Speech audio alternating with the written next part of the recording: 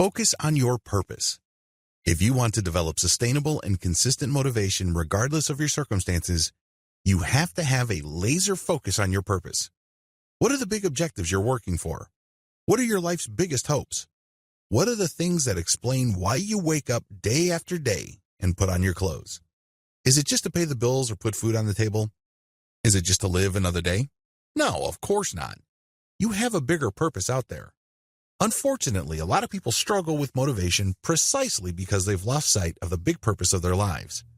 Believe me, this has nothing or little to do with your family, what you do for a living, and your everyday obligations, responsibilities, or duties.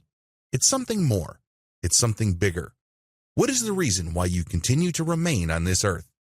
Well, the good news is all of us have a purpose if we dig deep enough. Unfortunately, we get so sidetracked by our attempts to just keep our heads above water that the big things don't seem that important. Now, we know deep down inside that they are, but the problem is we focus on what's immediate. If we keep this up, it's only a matter of time until we live our lives in such a way that it's very easy to conclude that we have no purpose at all. We just all focus on the next crisis that we have to solve or the next set of problems that we have to get over. The idea of having a reason to strive for something simply escapes us. That's part of the reason why so many people feel stuck. Now, this doesn't mean that they're not happy, but there is no purpose. It's not clear. It's set somewhere in the distance, and all they have to look forward to is one set of issues, challenges, and problems after another. From time to time, they allow themselves to relax. From time to time, they focus on something that delivers pleasure. But a lot of it is shallow. A lot of it is temporary. This is due to the fact that we focus on objectives. We think that if you achieve something at some point in the future, then you'll be happy. This is a lie. It's an illusion. Here's an example. When I was in high school, I was under the impression that if I worked hard and sacrificed enough, I would get into this school that I've always dreamt of attending.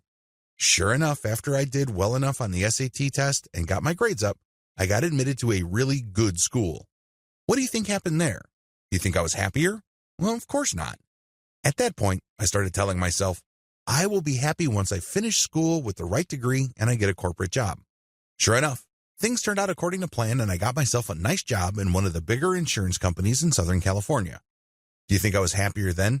By that point, my definition of happiness changed to something else. It seems that each time I reach the goalposts keep getting pushed forward. I wish I could tell you that somebody else was doing it, but I was doing this to myself.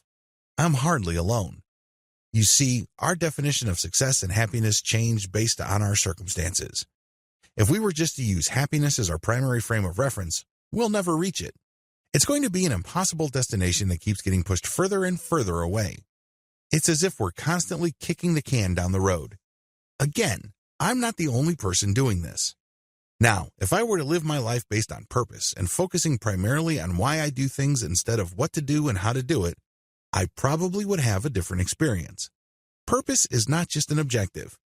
Your purpose actually defines you, reflects your character, maps out your personal values, and reflects your legacy and destiny. I know that these are big words for a lot of people. After all, this training is supposed to be practical, but this is the most practical thing you could wrap your mind around. Until and unless you focus on the big things of life, which is your personal purpose, it's going to be very hard to get motivated and remain so. It seems that all the other empty details of life constantly get the better of you and you get confused. Your resolve starts to waver. You start thinking, what's the big deal anyway? Why don't I just choose to be happy now? Why don't I choose to be happy with the things that I get? Well, when you do that, you're settling. You're not living a purpose-focused life. You're definitely not living life according to your terms. Instead, you're settling for the crumbs. You're settling for the things life kicks your way. Before you know it, you end up letting the mundane and the routine nature of life cloud your vision. It's hard for you to develop a sense of urgency because you'd think, what's the point? I'm never going to be fully happy anyways, so might as well settle for now. Make no mistake, when you focus on your purpose, you clarify the mundane, break past the routine, and excite a deep sense of urgency. You'll never feel like you're just wasting your time and just going through the motions. All it takes is a laser focus on your purpose. Please stop doing it as some sort of destination.